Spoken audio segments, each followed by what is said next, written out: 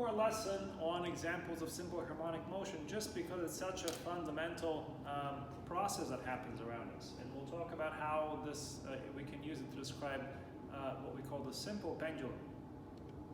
So what we'll do here is see how the simple pendulum can also be described through simple harmonic motion equation, and we'll use the simple harmonic motion formalism to determine the period, frequency, length of a pendulum. And in fact, we'll see how both a pendulum and a frequency and a spring with a mass will obey simple harmonic motion, and what the correspondence between the various parameters of these two is. So let's look at what we call a simple pendulum. It's just a weightless string with a mass at the end. So we have a length L for the string, and it's measured from the pivot where the pendulum is attached to the center of the mass. That's how L is determined. So the bob of the pendulum has a mass M, but it turns out that when we describe the oscillation of the pendulum, the mass is not going to matter. And there's a video that's going to be linked to the lessons page that shows a nice demonstration of this. So let's again take a look at the balance of forces. We have the force of gravity, and then the tension in the string pulling on the pendulum when it's in equilibrium, and they're perfectly balanced when the pendulum is at rest. Now, if we were to swing the pendulum at an angle theta, let's take a look at what the balance of forces is. So we still have gravity pointing straight down, but now gravity is not going to be balanced anymore because the string is now pulling in this direction. So the gravity vector will have components along the direction of the spring and one tangential. So here's the tangential component, which depends on this angle theta, and here is the radial component for the spring. Now, so in the radial direction, in the tangential direction, the force is now balanced. In the radial direction, the force is still balanced. We know that the string hasn't increased its length, so there's still just enough tension in the string to counteract the radial component of the force of gravity, but this component now is going to pull the pendulum back to its equilibrium position. So the tangential component is not balanced, and so we'll have a net force that will be directed toward the equilibrium position that's given by this. So the force is going to be, it's a restoring force, so it's going to be minus mg times sine theta. This is it here. So it's a minus sign because again it's pulling it away from the direction of excursion. So this force also has to obey Newton's second law, so it has to equal mass times acceleration. So then let's see how these two, when we make them equal, what we can figure out for the equation of motion of the pendulum. And we'll start by expressing the position in terms of the angle theta. So we'll consider this arc length here, S, and the pendulum moves along the arc. So we'll consider the excursion along this arc from equilibrium position. And if theta is given in radians, the length of the arc S is going to be the length of the pendulum times the angle theta in radians. This is a very simple and fundamental relationship that is always true if theta is given in radians. So now we know that the tangential acceleration should obey, so the acceleration is the second derivative of time, of position with respect to time. So this is our excursion here, S. And now we'll put in the expression for S that we have from here. L does not change, the length of the pendulum, but we know theta changes with time because the pendulum swings. So then the acceleration is going to be L times the second derivative of theta with respect to time. So, okay, that's our acceleration.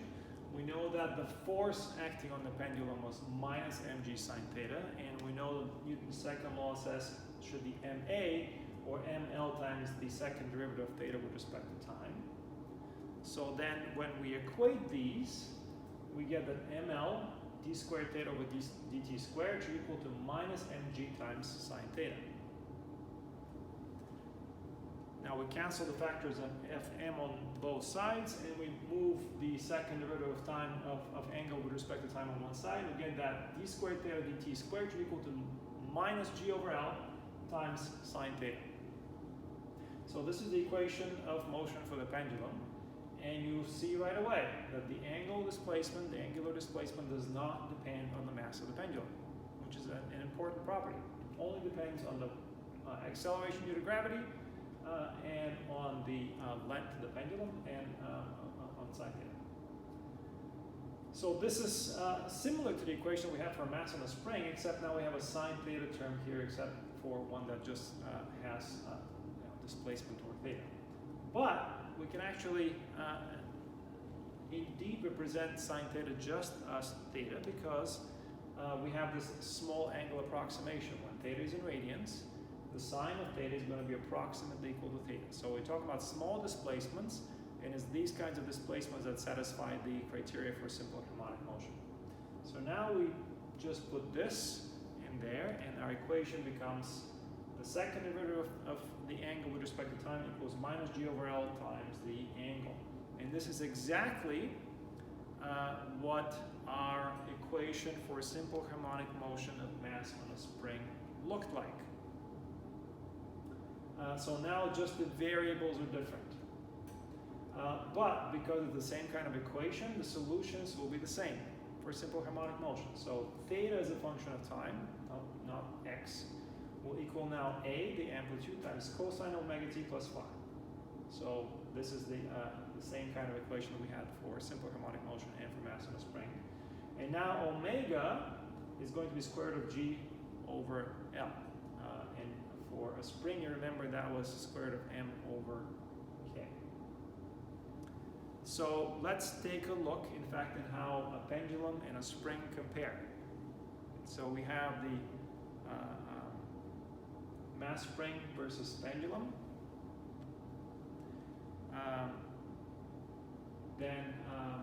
This is our equation for the mass spring. D squared dt squared is equal to minus k over m times x. Omega squared is k over m. I may have said m over k last time. It's k over, in the previous slide, it's k over m. Omega squared is k over m. And this is our expression for the physical displacement. And for the simple pendulum, we just derived these sets of expressions. The second derivative of angle with respect to time is minus g over L times theta. So, and then the angular frequency squared is g over L, and this is our position as a function of time.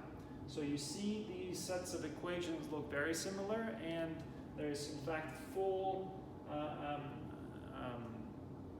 similarity or mirroring between x and theta, spring, pendulum, k and g, spring, pendulum, mass and length, spring, pendulum. So both a mass spring setup and a simple pendulum setup are simple harmonic motions that obey the same kind of equation with this kind of expression for the angular frequency. So it's time for a few examples. Let's take a look. So these are going to be a little bit more advanced. So these are the more like the difficult questions that sometimes you guys want to see solved. So here we go. We have a grandfather clock with a 1.45 meter pendulum, a long pendulum. The clock ticks each time the pendulum goes to an extreme. So it actually will tick twice per period. One extreme, another extreme, one full period. So the first question is, what is the time interval between ticks? So what is half the period? And then if you were to take this clock to the moon, this is an astronomy question now, right? See? What is the time interval between the ticks in that case? And you'll see it's going to be different, even though, as we pointed out, the pendulum properties do not depend on the mass of the pendulum. They depend on the acceleration due to gravity. And we know the moon is less massive than the Earth, so we'll have a weaker acceleration due to gravity. So we'll see what that does actually to the period of the pendulum. So let's just take the first part of the problem on the next slide. So this is the solution to part A. So what is the time interval between ticks? We know the angular frequency is square root of g over L. So, and that's also 2 pi over t, t being the period. So t is then just going to be 2 pi over omega, so 2 pi times square root of L over G. So that's 2 pi times 1.45 meters over the acceleration due to gravity, 9.81 meters per second squared. So that's 2.42 seconds. So this is the period. But we actually asked what the time interval between ticks is, and that's half a period. So then our answer is 1.21 seconds. So the grandfather clock in this case is going to click once every 1.2 seconds, not once every second, as you might think. Now let's see if we were unwise enough to take something so bulky to the moon on a rocket. So as we saw, the period depends on the square root of G over L over G. So G, in the case of the Earth, the gravitational acceleration of the surface of the Earth is determined by the gravitational constant times the mass of the Earth divided by the radius of the Earth squared. And that's how we get the number of 9.81 meters per second squared. So, for example, if you were much higher above the surface of the Earth, you'll be a greater distance away from the center of the Earth, so you'll have actually a lower acceleration.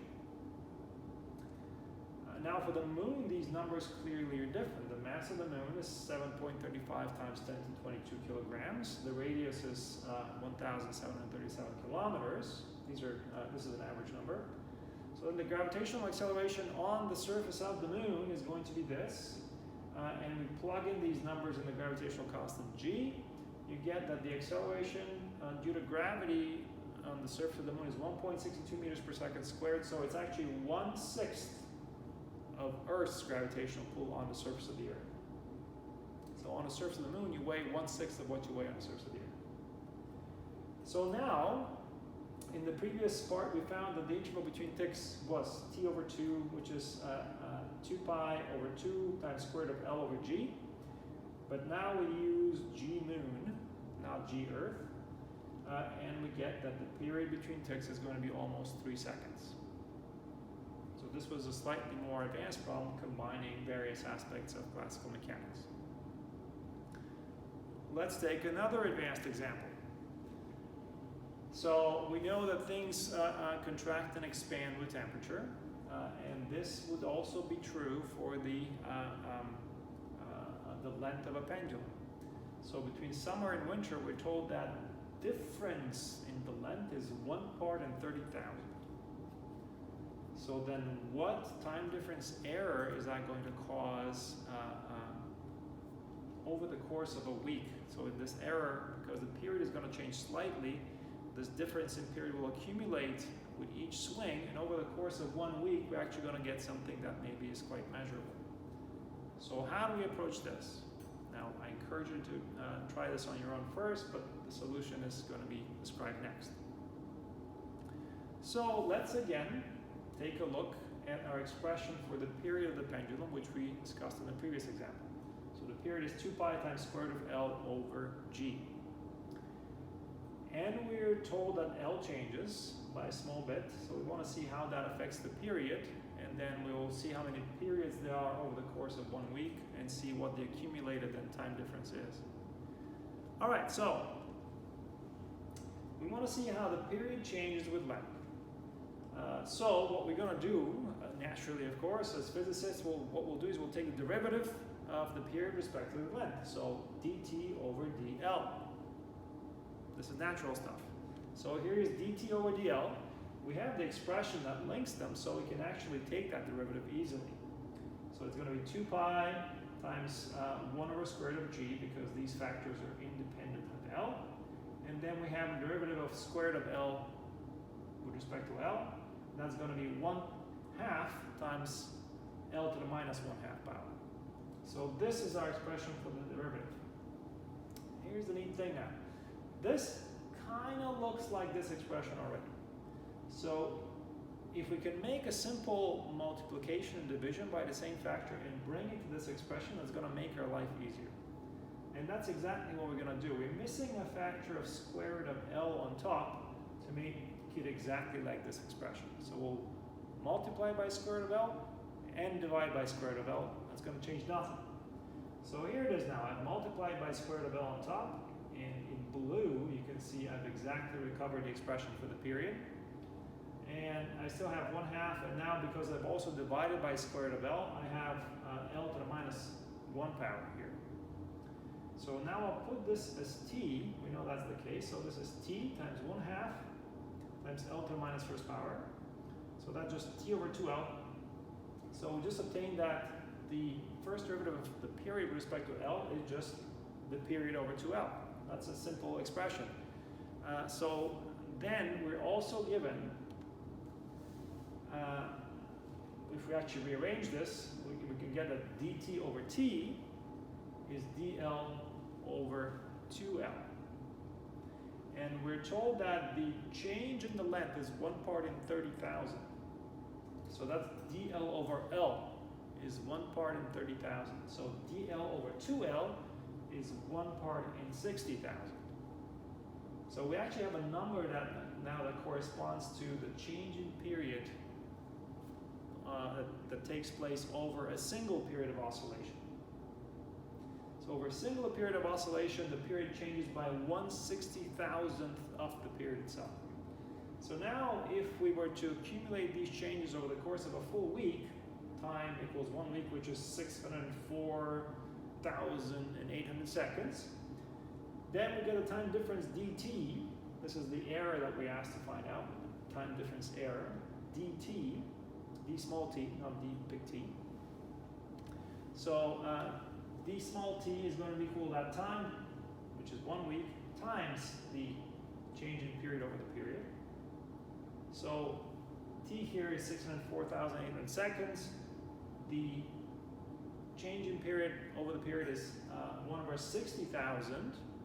So we have seconds on top. This is unitless. So we have the total change in time over the course of a week is going to be 10 seconds. So if the pendulum becomes a little bit longer during the summer, it will run over the course of a week. It will be 10 seconds slower by the end of that week. So that's for this example and for our discussion of the simple pendulum.